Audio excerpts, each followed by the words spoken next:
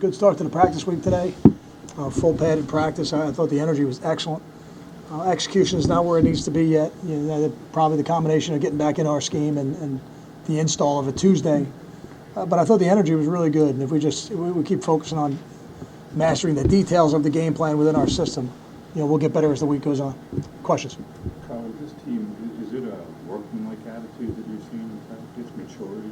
Yeah, mature is the word I've used. I think that's the one. I think that's the right word. And because mature teams know how to put their eyes forward. They know how to look to the next opponent and prepare for the challenges that opponent brings. I've said this a number of times because I really believe it. This is a really well-coached football team. They run the ball exceptionally well. I think they're averaging 175 yards a game rushing the football. They've played two big five conference teams already in Georgia Tech and Duke, two good football teams, and they're still averaging 175 yards a game rushing the football. So that's a challenge. I think they've got an excellent system to throw the football.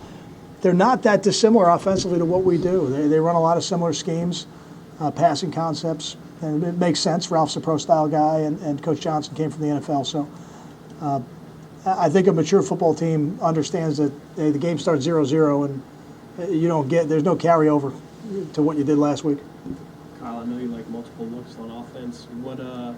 What does getting Nick Arch and Andre Patton back do for you in that regard? It gives us some more flexibility. It gives you depth, first of all, I guess, but it gives us more flexibility, the ability to use 2 and 3 tight end sets, the ability to use 3 and 4 wide receiver sets. I think a really good pro-style offense has a mix of all those different personnel groups. What's the linebacker situation with Snyder? Still questionable? Yeah, Snyder's still questionable. He actually did some stuff today for the first time, so that was encouraging. But right now, if we played today, LJ Liston would start at middle linebacker. How's Dorian Miller coming along? Good. Yeah, we moved Dorian over to the right side to be the first guy in the game if one of the guards had to go down. So I think he's making improvements. I'm pleased with Dorian's progress, and that takes a certain degree of maturity also to not get caught up in being the backup. I think he's approached it every week as if he feels like he's preparing to be the starter, and that's giving him an opportunity now. We'll see what Chris's status is as we go through the week, but I have confidence that if Chris couldn't go for some reason or had to come out of the game for a couple plays, that Dorian could go in there and do a good job. I know you've had a lot of different guys in and out of corner. What have you seen from Choppy so far, and you might probably need him to be a little bit bigger role this week? Sure. I don't know that it's.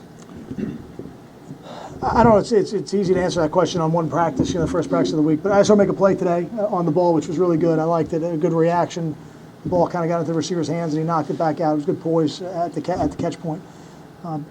But Anthony's a competitive guy. He's a detail guy. He's somebody who's helped us on defense and special teams.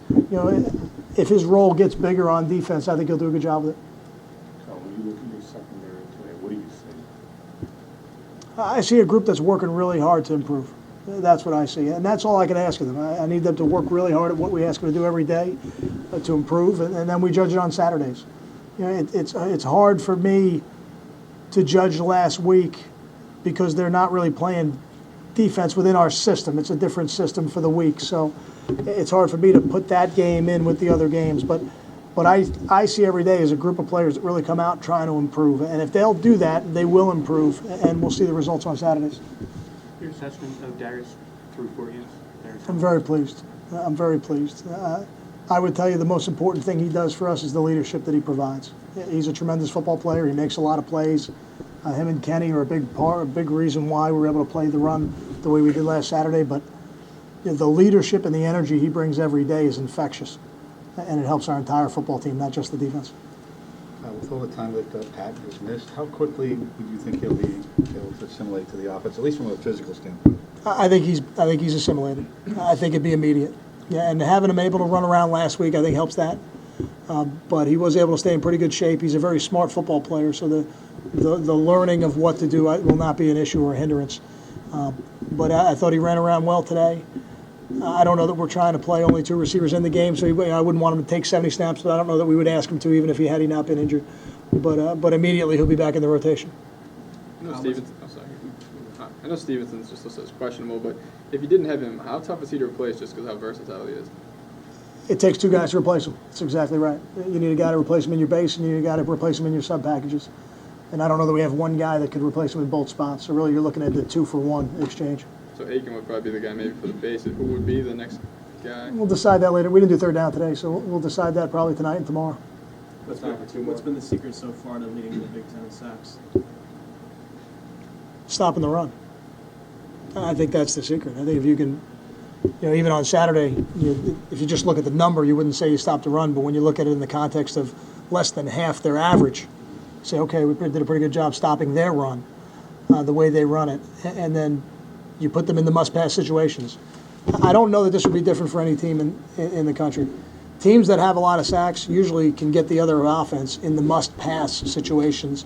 Then you got a chance to turn it loose a little bit, and we've been fortunate to do that so far. Are you happy with the tight end production so far? I'm happy that the tight ends are doing what we've asked them to do.